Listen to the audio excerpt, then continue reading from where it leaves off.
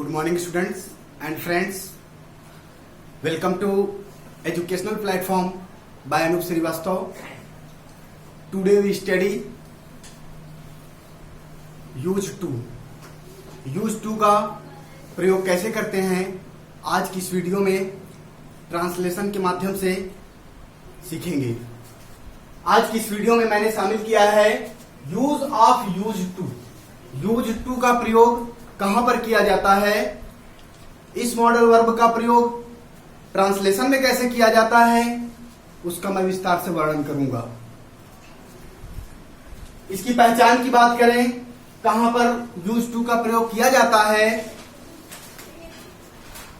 जिस हिंदी वाक्य की क्रिया के अंत में आ करता था, आ करती थी, आ करते थे इत्यादि रहे, उस क्रिया का अनुवाद यूज टू में होगा।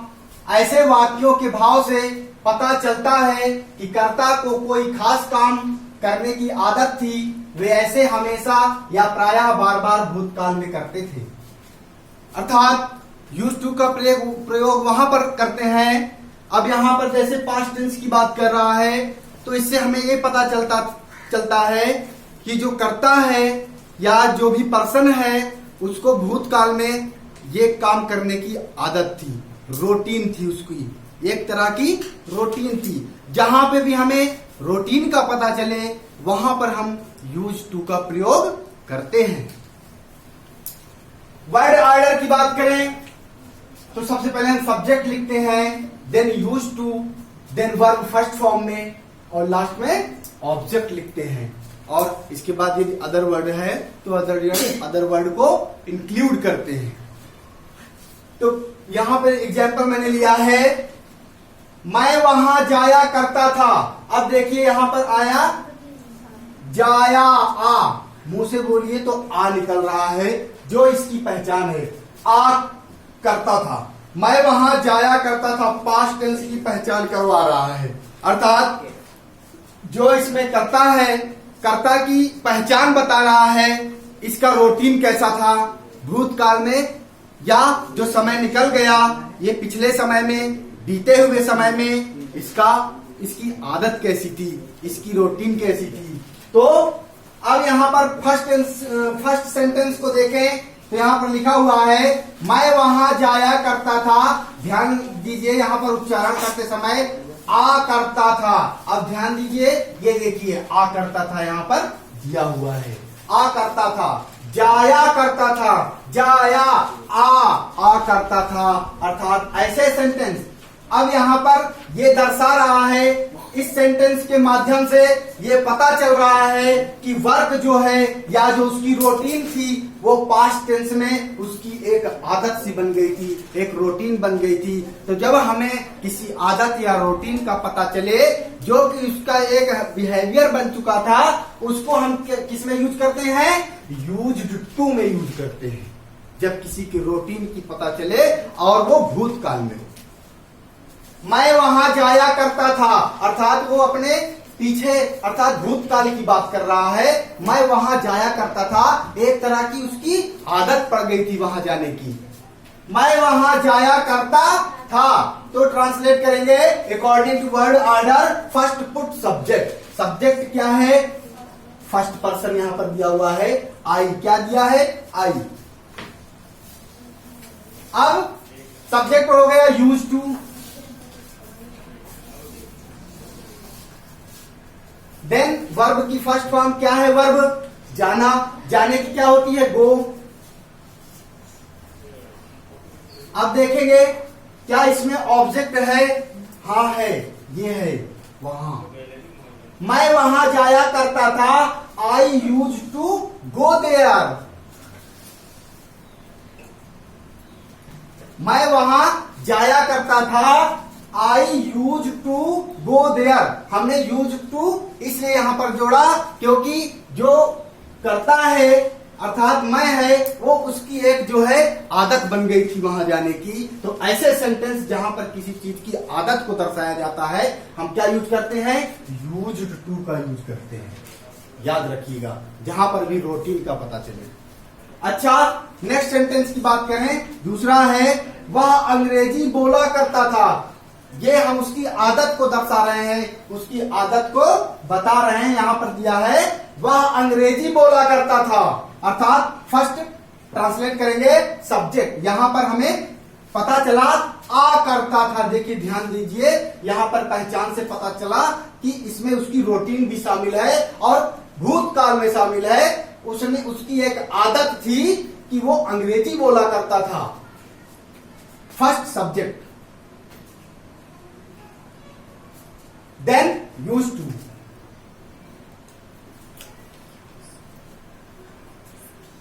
और फिर उसके बाद वर्ब की फर्स्ट फॉर्म। वर्ब क्या है? बोलना, और बोलने क्या कहते हैं? स्पीक कहते हैं।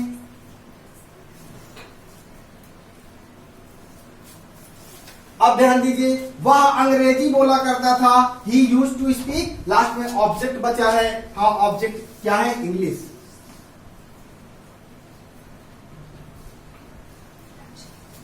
वह अंग्रेजी बोला करता था, he used to speak English. वह अंग्रेजी बोला करता था।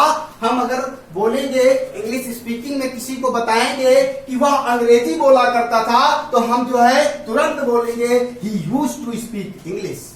He used to speak English. वह अंग्रेजी बोला करता था या अंग्रेजी में बात किया करता था। नेक्स्ट है, बच्चे क्रिकेट खेला करते थे। ये एक रूटीन है, एक आदत बताई जा रही बच्चों की। बच्चे क्या किया करते थे? खेला करते थे। बच्चों की एक आदत थी। तो जहां पे आदत दिखाई जाए वहां पर यूज टू का इस्तेमाल करते हैं। यहां पर देखेंगे, बच्चे क्रिकेट खेला करते थे, तो फर्स्ट पुट सब्जेक्ट,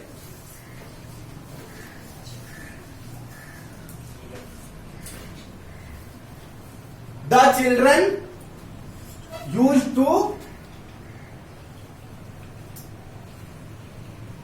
अब देखेंगे वर्ब क्या है? प्ले। खेलने क्या होती है? प्ले। अब देखेंगे क्या ऑब्जेक्ट है? हाँ, ऑब्जेक्ट भी है। क्या? क्रिकेट है इसमें ऑब्जेक्ट। बच्चे क्रिकेट खेला करते थे, the children used to play cricket.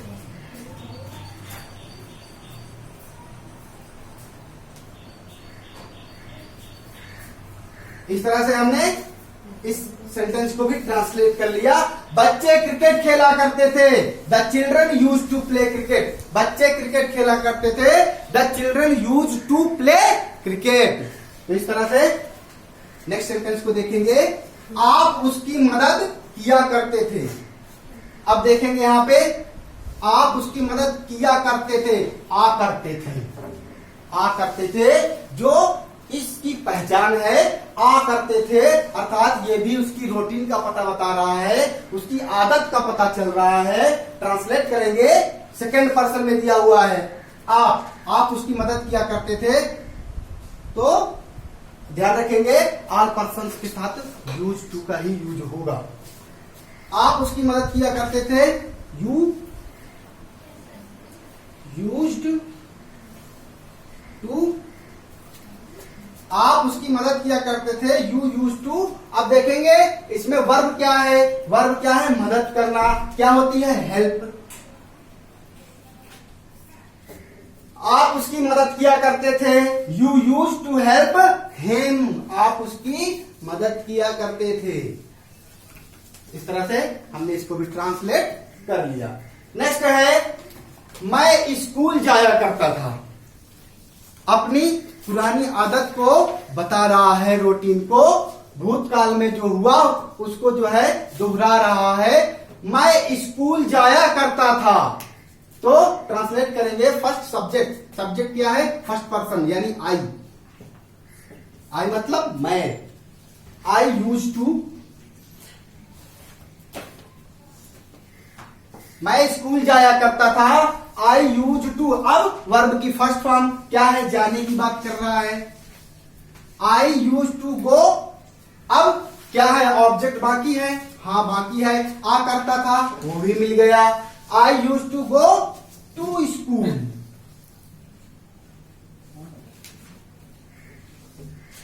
मैं स्कूल जाया करता था, I use to go to school.